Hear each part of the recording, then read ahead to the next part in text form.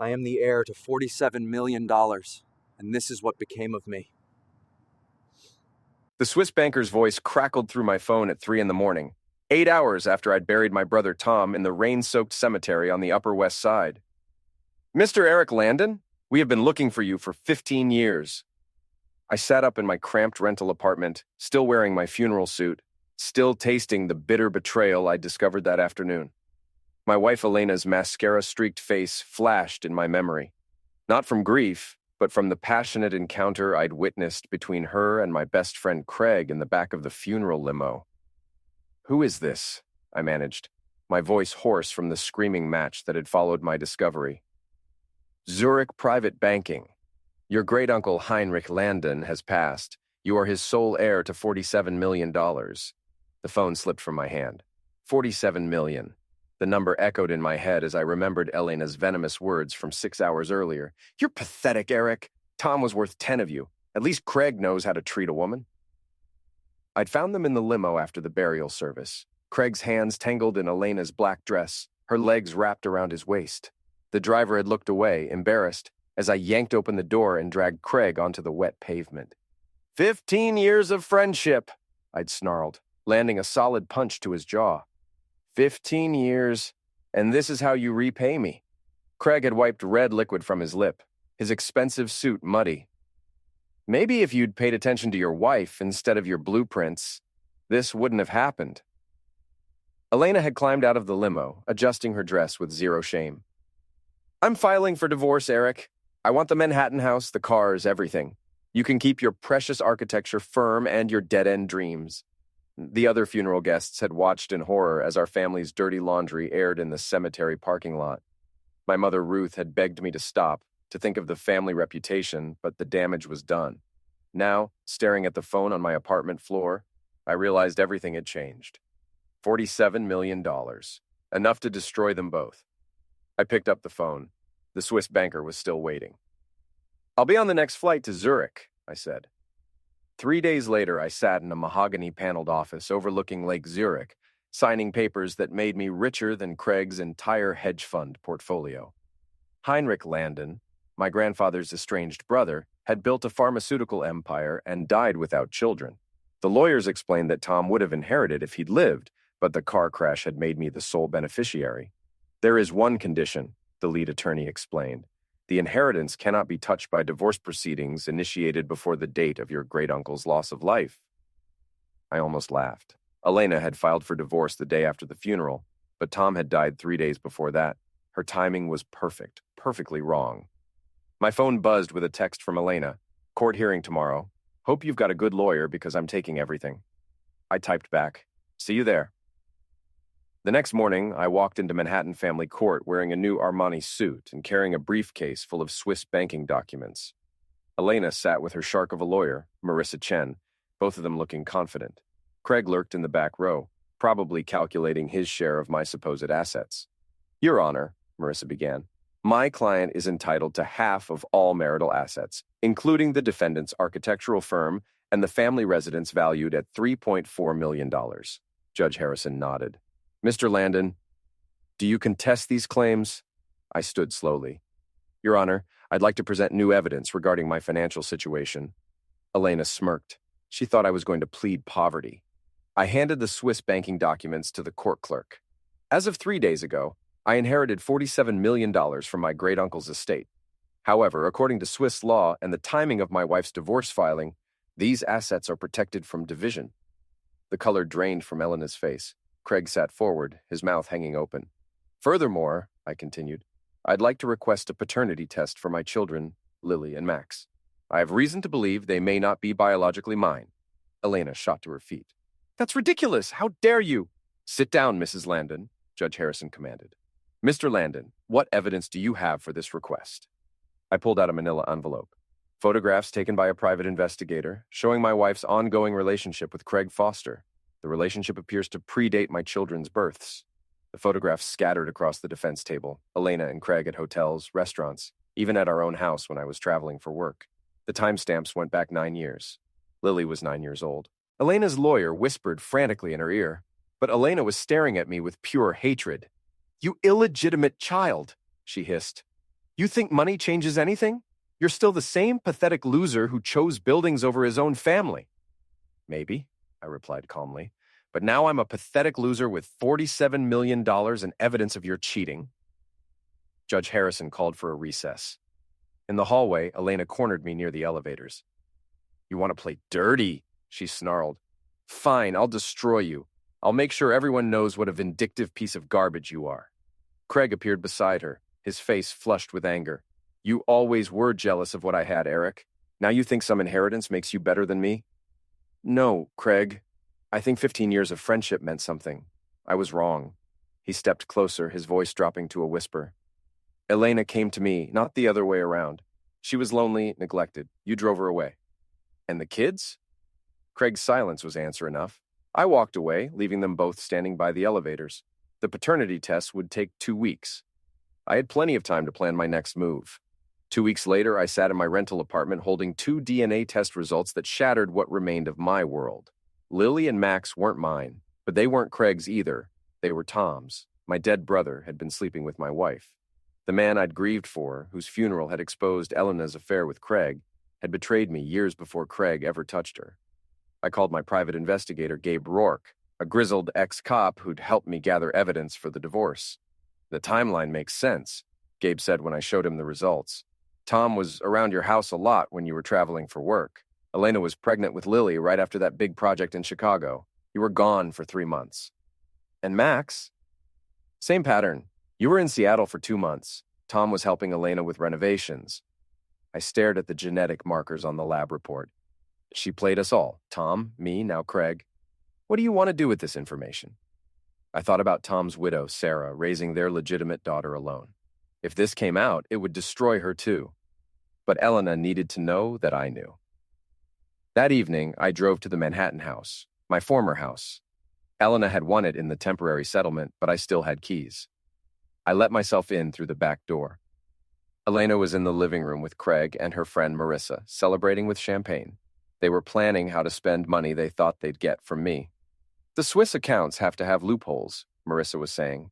No inheritance is completely divorce-proof.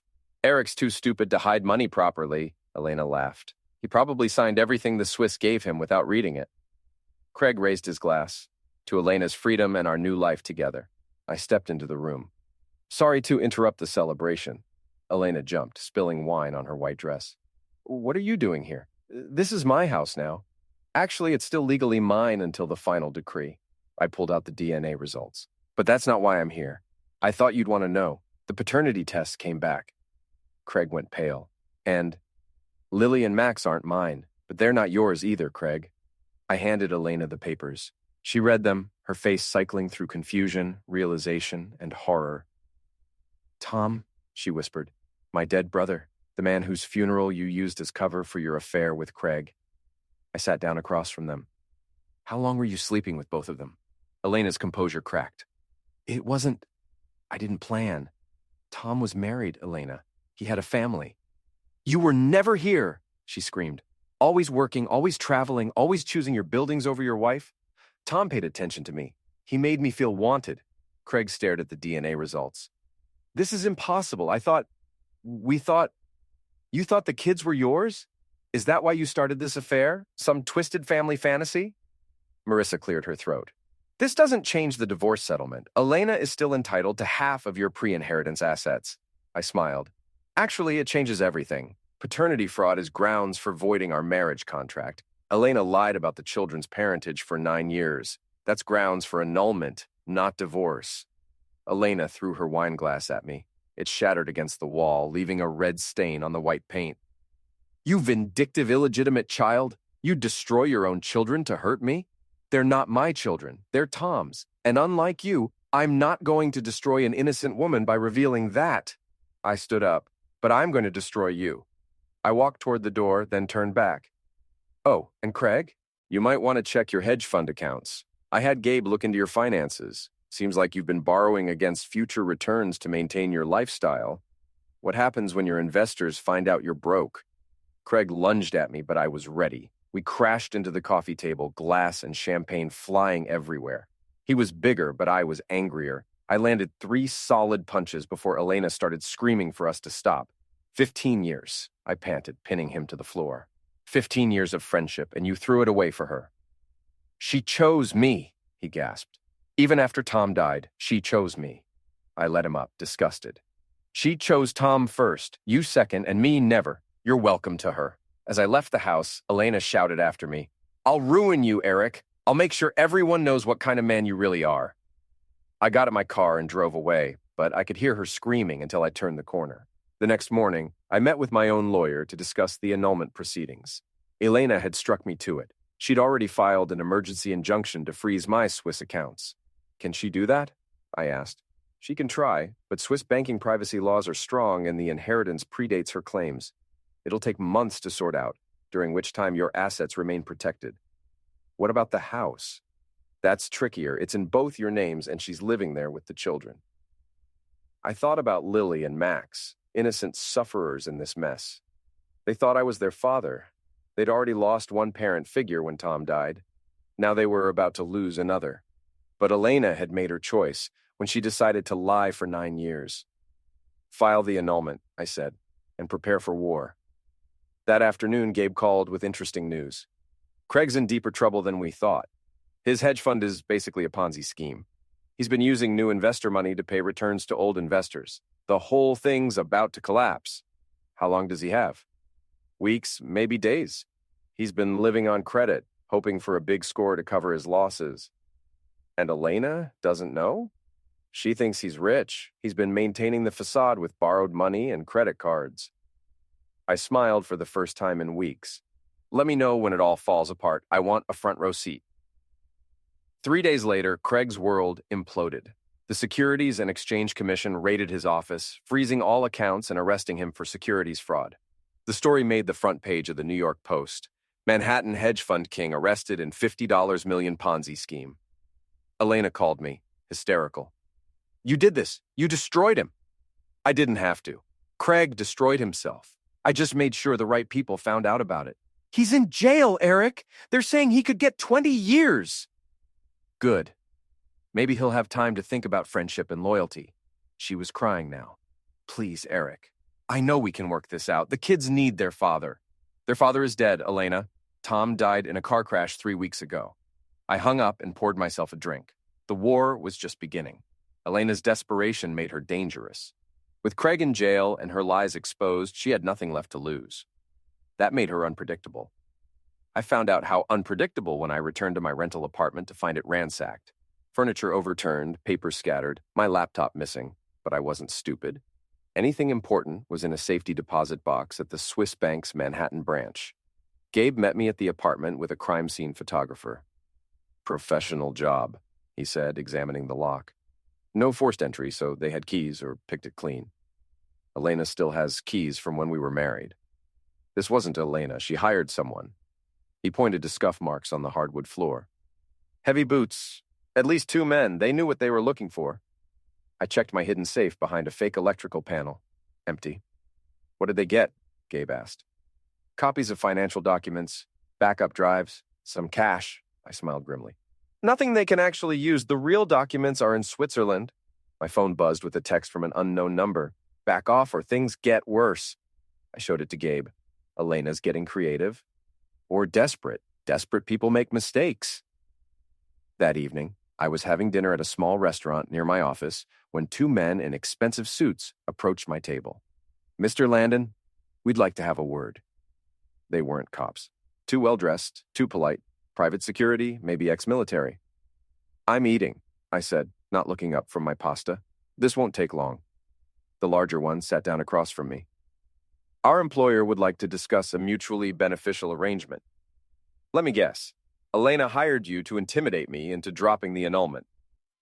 Landon is concerned about her children's welfare. The publicity from this legal battle could be traumatic for them. I set down my fork. You mean the publicity about their real father being my dead brother? Yeah, that would be traumatic. Good thing I'm not planning to make that public. The second man leaned against the wall behind me. What would it take for you to walk away, leave the city, drop the legal proceedings, let Mrs. Landon keep the house and children? $47 million. They exchanged glances. Mrs. Landon doesn't have that kind of money. Then we don't have a deal. I resumed eating. Tell Elena that sending goons to threaten me is a felony. I have security cameras in my apartment now, and I know she's behind the break-in. The larger man stood up. This doesn't have to get ugly, Mr. Landon. It got ugly the day I found my wife screwing my best friend at my brother's funeral. Everything since then has just been consequences. They left without another word, but I knew they'd be back. I called Gabe. Elena's escalating. She sent muscle to my restaurant. You need protection? I need leverage. What else did you find on Craig's finances? It's worse than we thought. He didn't just run a Ponzi scheme. He embezzled money from his other clients to cover his personal expenses, including a lot of cash he spent on Elena. Gifts, jewelry, trips, even helped with the mortgage on your house. Elena's been living off stolen money for years. That gave me an idea. Can you prove the money came from Craig's embezzlement? With bank records, yeah. Why? Because Elena just became an accessory to federal crimes. The next morning, I walked into the FBI's white-collar crime division with a folder full of evidence. Agent Sarah Martinez listened as I explained Elena's connection to Craig's schemes. Your wife received money and gifts from Mr. Foster's illegal activities? Hundreds of thousands of dollars over 3 years. She had to know where it came from. Agent Martinez studied the bank records. This is compelling, but we need her cooperation to build a case. What if she doesn't cooperate? Then she becomes a target of the investigation. I left the FBI office feeling lighter than I had in weeks. Elena wanted to play hardball? I'd show her what hardball looked like. That afternoon, Elena called me directly. The FBI came to my house, Eric. They're asking about Craig's business. Really? How strange. You illegitimate child. You're trying to frame me for his crimes. I'm not framing you for anything, Elena. I'm just making sure the authorities have all the relevant information about Craig's activities. I didn't know what he was doing. You took money from him, Elena. Lots of money. Money he stole from his clients. She was quiet for a long moment. What do you want? I want you to sign a settlement agreement.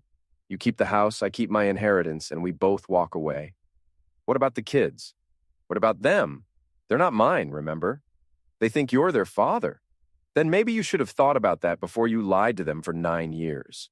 She hung up, but I knew I had her. The FBI investigation would take months, during which time her life would be under a microscope. She couldn't afford that scrutiny. 2 days later, her lawyer called mine. Mrs. Landon is prepared to discuss settlement terms. We met at a neutral location, a conference room in Midtown Manhattan. Elena looked exhausted, her usual perfect appearance cracked around the edges. Her lawyer, Marissa, seemed nervous.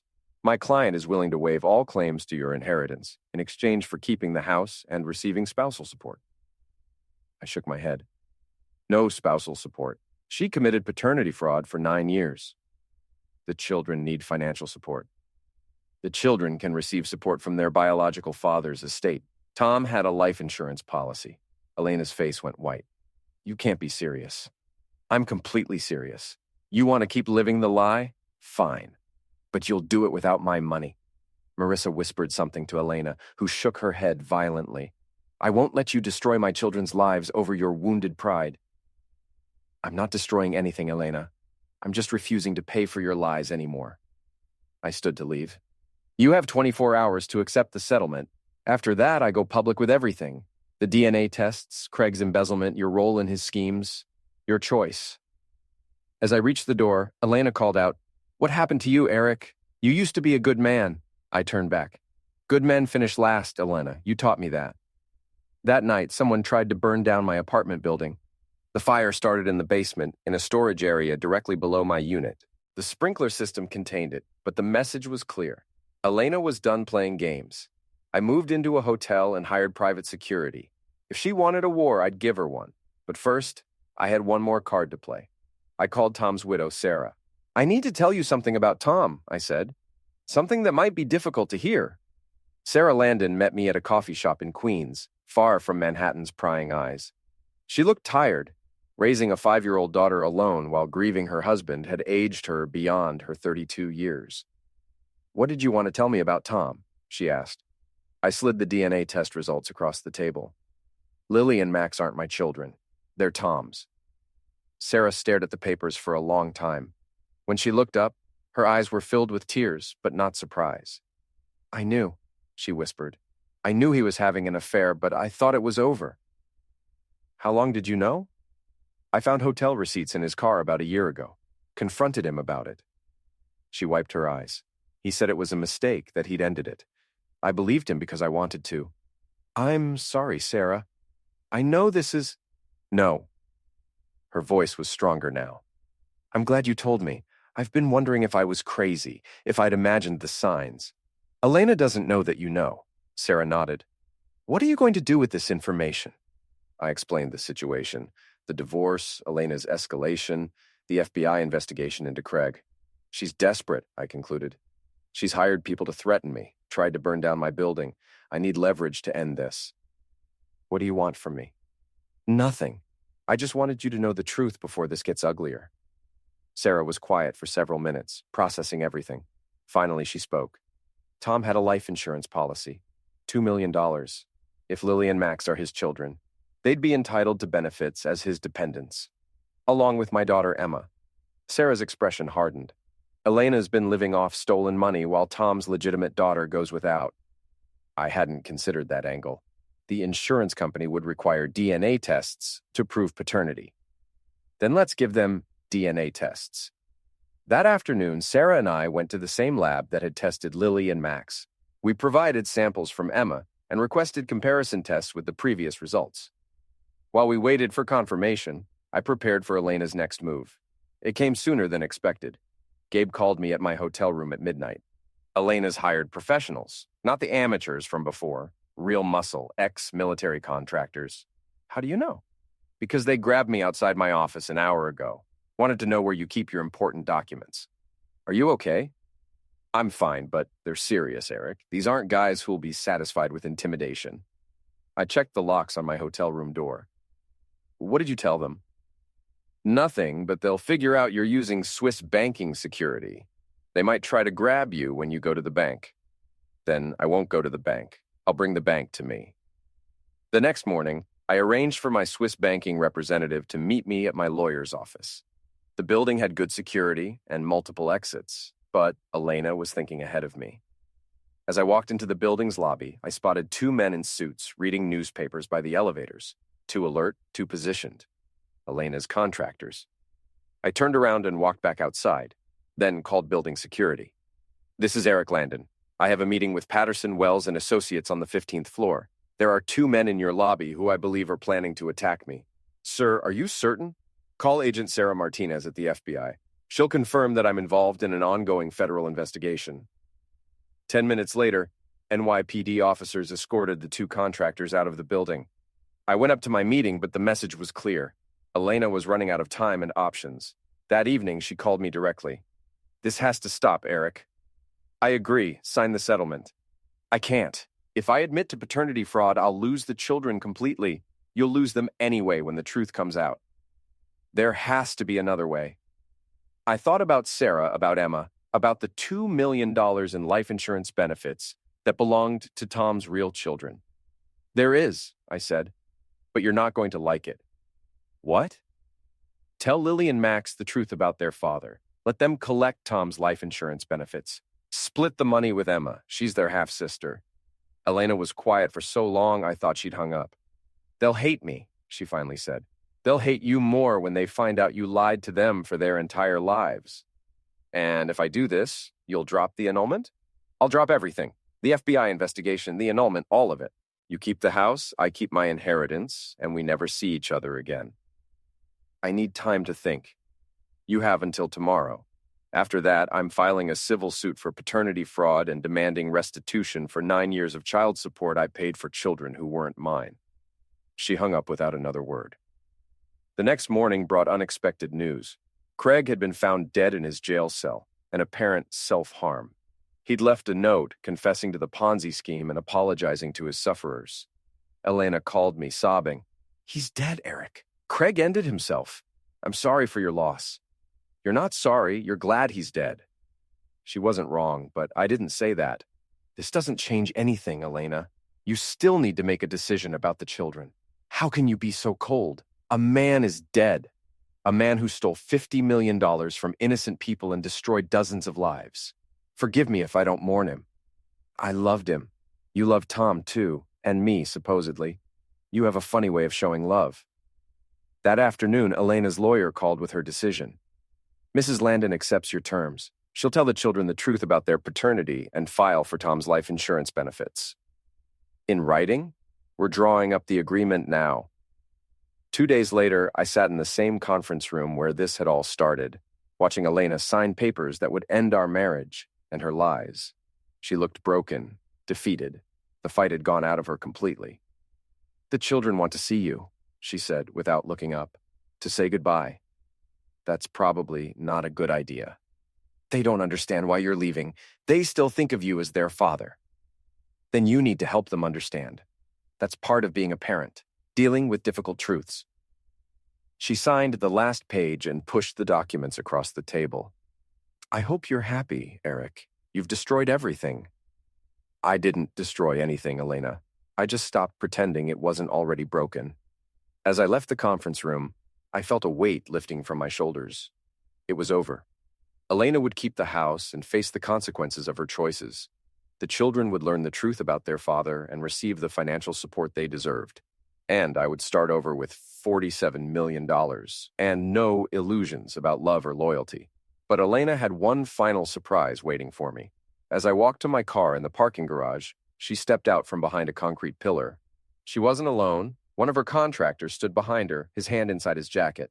I lied, she said. I'm not letting you walk away from this. I stopped walking, calculating distances and angles. The contractor was too close, and I was trapped between parked cars. The papers are signed, Elena. It's over. It's over when I say it's over. Her voice was steady now, cold. You've taken everything from me. My husband, my lover, my security. Now I'm taking something from you. What do you want? She smiled, and for the first time in weeks, she looked like the woman I'd married. I want you to suffer the way I've suffered. I want you to know what it feels like to lose everything. The contractor stepped forward, and I saw the firearm in his hand. But Elena had made one crucial mistake. She'd forgotten that I was an architect, trained to notice structural details and building layouts, including the security cameras positioned throughout the parking garage. As the contractor raised his firearm, I dove behind a car and shouted, "Security!" Shots fired in the parking garage. The contractor hesitated, looking around for the cameras I'd spotted. That hesitation saved my life. Building security burst through the stairwell door, weapons drawn. The contractor dropped his firearm and raised his hands. Elena stood frozen, realizing she'd just committed multiple felonies on camera. As the police led her away in handcuffs, she looked back at me one last time. This isn't over, Eric. But it was. Elena was facing charges for conspiracy to commit homicide, and the evidence was overwhelming. Her contractor rolled over immediately, giving police a detailed confession in exchange for a plea deal. 3 months later, Elena was sentenced to 15 years in federal prison. The children went to live with Sarah, their father's legitimate widow, who proved to be a better mother than Elena had ever been. I used part of my inheritance to establish a trust fund for all 3 children, Lily, Max, and Emma. They would have everything they needed for college and beyond, without any strings attached. As for me, I left Manhattan and bought a small architecture firm in Portland, Oregon, far from the memories and betrayals of my old life. I never married again. Love, I learned, was just another word for vulnerability, and I'd been vulnerable enough for one lifetime. But sometimes, late at night in my new office, I'd think about Elena rotting in her prison cell and smile. Revenge, it turned out, was a dish best served with a $47 million inheritance and a good lawyer.